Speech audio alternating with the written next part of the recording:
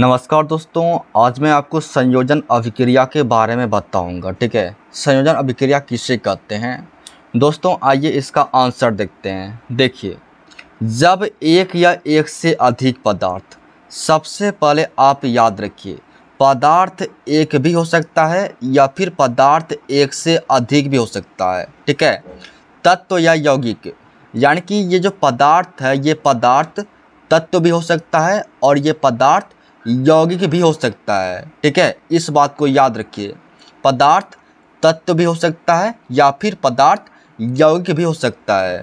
ठीक है, परस्पर अभिक्रिया करके नए पदार्थ बनाते हैं, यानी कि एक पदार्थ है या फिर एक से अधिक पदार्थ है, वो अभिक्रिया करेंगे और अभिक्रिया करके नए पदार्थ का निर्माण करेंगे। ठीक है, अभिक्रिया करके नए पदार्थ का निर्माण करेंगे, इसी को कहते हैं संयोजन अभिक्रिया। याद रखिए। ठीक है, ऐसी रासायनिक अभिक्रिया को संयोजन अभिक्रिया कहते हैं, इसे याद रखिए।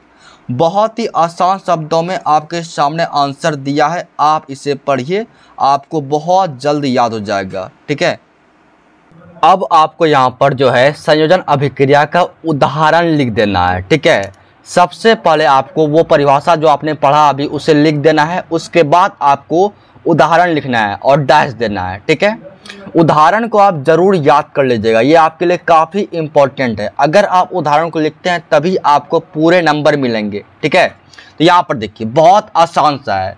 सबसे पहले आपको लिखना है सी, यानी तक कार्बन। ठीक है, सी मतलब कार्बन प्लस O2 यानी कि ऑक्सीजन। ठीक है, C प्लस O2।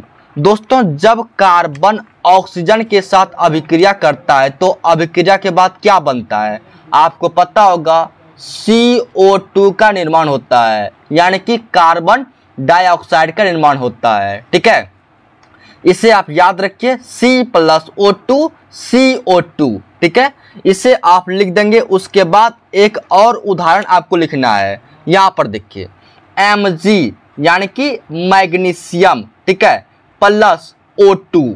देखिए, मैग्नीशियम को जब हम ऑक्सीजन के साथ अभिक्रिया करवाएंगे इसके बाद किसका निर्माण होगा दोस्तों, इसके बाद मैग्नीशियम ऑक्साइड यानी कि MgO का निर्माण होगा। ठीक है, Mg प्लस O2 MgO यानी कि magnesium plus oxygen magnesium oxide का निर्माण होगा।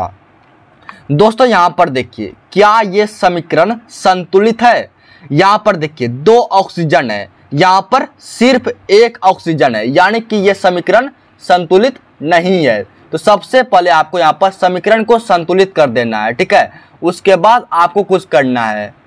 तो आइए समीकरण को संतुलित करते हैं। देखिए, ध्यान से देखिए, यहाँ पर दो ऑक्सीजन है तो यहाँ पर भी हम दो लिख देंगे, मतलब हुआ कि दो ऑक्सीजन हो गया यहाँ पर। अब देखिए, ऑक्सीजन तो दो हो गया, लेकिन मैग्नीशियम जो है ये मैग्नीशियम भी आपका दो हो गया। तो इसके लिए हम क्या करेंगे, तो यहाँ पर भी हम दो लिख देंगे। ठीक है, इसके बाद जो है मैग्नीशियम भी दो हो गया, ऑक्सीजन भी दो हो गया। तो यहाँ पर देखिए दो मैग्नीशियम और दो ऑक्सीजन हो गया, यानी कि समीकरण संतुलित हो गया। तो आप इन सब बातों को याद कर लीजिए, आप दोनों उदाहरण को याद कर लेंगे। ठीक है, और नीचे आपको दोनों उदाहरण लिख देना है। Thank you.